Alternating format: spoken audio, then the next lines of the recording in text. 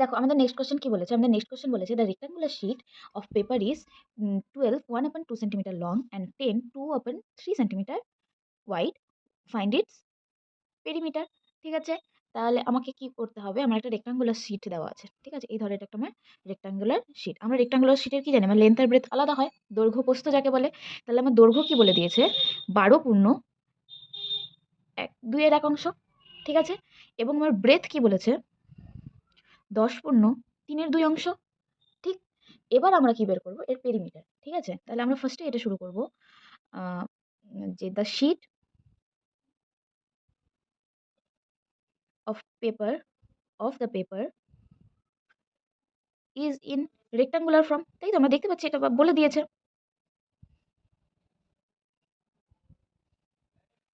Which length is কত বলেছে, 12 1/2 centimetre. দেখো এটা আমার একটা মিক্সড ফ্র্যাকশনে আছে, মানে আমি এখানেই কি করে নিব, কনভার্সন করে নেব কিসে, ইমপ্রপার ফ্র্যাকশনে। ঠিক আছে, ইকুয়ালস টু দিয়ে আমার কি থাকছে, ডিনোমিনেটর বা হর যেটা থাকছে ডিনোমিনেটরই থাকছে, এখানে আমার কি হবে, ডিনোমিনেটরের সাথে আমার হোল নাম্বারে মাল্টিপ্লাই হয়ে যাবে। তার মানে কত হবে, 12 × 2 প্লাস নিউমিনেটর হয়ে যাচ্ছে, তাহলে কত হচ্ছে 12 × 2 24 প্লাস 1/2, তার মানে কত হচ্ছে 25/2 সেন্টিমিটার।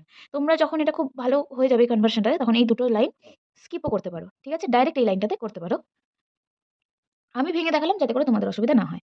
অ্যান্ড ব্রেথ ইজ কত, 10 2/3 সেন্টিমিটার। তাই তো, তাহলে আমার এখানে কি হবে, যেটা ডিনোমিনেটর সেটা ডিনোমিনেটর থাকছে, আমার ডিনোমিনেটরের সাথে হোল নাম্বারে মাল্টিপ্লাই হবে, তাহলে 10 × 3 হবে প্লাস 2, তাহলে আমার এখানে কত হচ্ছে 30 + 2 32/3 সেন্টিমিটার। এবার আমাকে কি বের করতে বলেছে, পেরিমিটার। তাই তো, তাহলে দেখো উই নো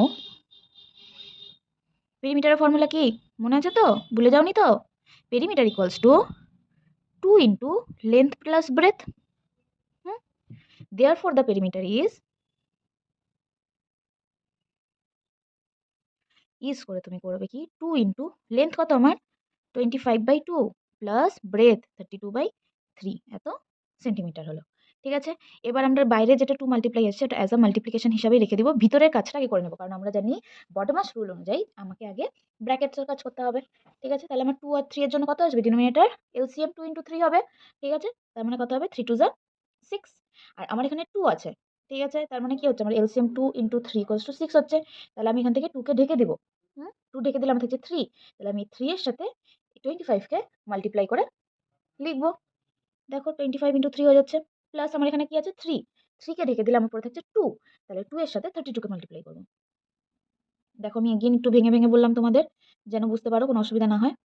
ঠিক আছে, তাহলে আমার কত থাকছে, নিচে 6, উপরে থাকছে আমার কত 25 × 3 35 হয়। ঠিক আছে, আর হচ্ছে 32 × 2 2 যা 4 3 2 যা 6 সেন্টিমিটার। ঠিক আছে, এবার দেখো তোমার এখানে তাহলে ভিতরে কত থাকছে, আমি এখানটা আটানোর চেষ্টা করছি, কারণ নেক্সট পেজে গেলে তোমাদের অসুবিধা হবে। ঠিক আছে, আমার এখানে থাকছে 2 × নিচে থাকছে আমার 6, আর উপরে আমার এটা অ্যাডিশন করে কত হচ্ছে, এখানে 4 5 9 7 7 7 6 13 139 হচ্ছে। তাই তো, ঠিক আছে, এবার দেখো আমাদের এখানটা কাটাকাটি যাচ্ছে, কি দিয়ে কাটাকাটি যাচ্ছে, আমার এই 2 আর এই 6 এর সাথে আমার কাটাকাটি যাচ্ছে, তাহলে আমি 2 দিয়ে 6 কে দিয়ে কত হচ্ছে 3 2 যা 6, এখানে 2 1 যা 2, তাহলে আমার এখানে কত সেন্টিমিটার থাকলো 139/3 সেন্টিমিটার। এটা আমার ইমপ্রপার ফ্র্যাকশন। এবার আমি এটাকে প্রপার ফ্র্যাকশনে কনভার্ট করে নেব।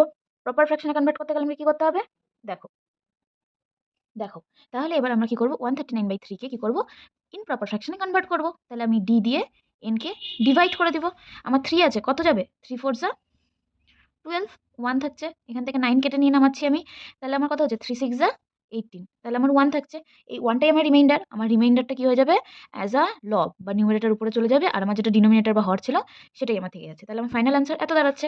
ঠিক আছে, তাহলে আমি লিখবো কি, thus the perimeter of the rectangular sheet is, এই অ্যান্সার লিখবো। দেখো তোমরা দেখতে পাচ্ছ আমি অ্যান্সারটা লিখে নিয়েছি। ঠিক আছে, তোমরাও এভাবে সমস্ত কোশ্চেন করার পর কিন্তু এভাবে ওয়ার্ডস প্রবলেমে অবশ্যই লিখে দিবে। ঠিক আছে, আজকে তাহলে এত দূর থাকছে, আমরা করছি তারপরে 5 নম্বরটা।